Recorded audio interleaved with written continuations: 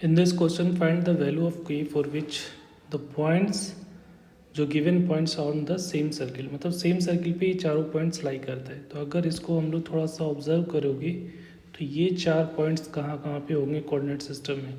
तो एक तो ओरिजिन है 0 0, दूसरा पॉइंट जो है वो 1 0 है, और तीसरा पॉइंट जो है वो 0 1 है.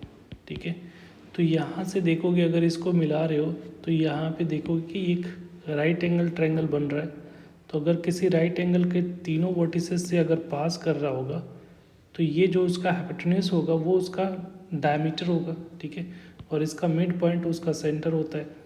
तो ये जो सर्किल बन रहा है, एक सर्किल जो ऐसा बनेगा जो कि तीनों वर्टिसेस से पास कर रहा होगा ऐसा.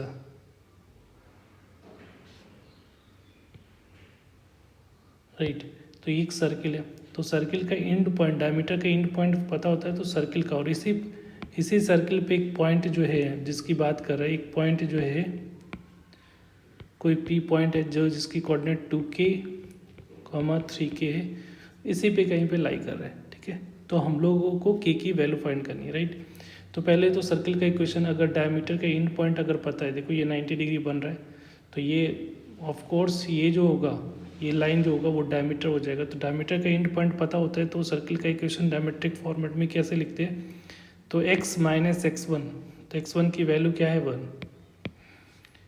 इंटू एक्स माइनस x2 की वैल्यू क्या है 0, प्लस y माइनस y1 की वैल्यू 0, और y माइनस y2 की वैल्यू 1 इक्वल टू क्या होता है 0. ये सर्किल का इक्वेशन होगा.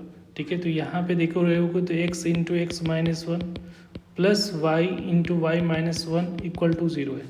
और इसी पे कौन सा पॉइंट लाई कर रहा है, ये पॉइंट. तो x की जगह पे क्या पुट करोगे 2k, और y की जगह पे क्या पुट करेंगे 3k. तो 2k into 2k minus 1 plus 3k into 3k minus 1 की वैल्यू क्या होनी चाहिए 0.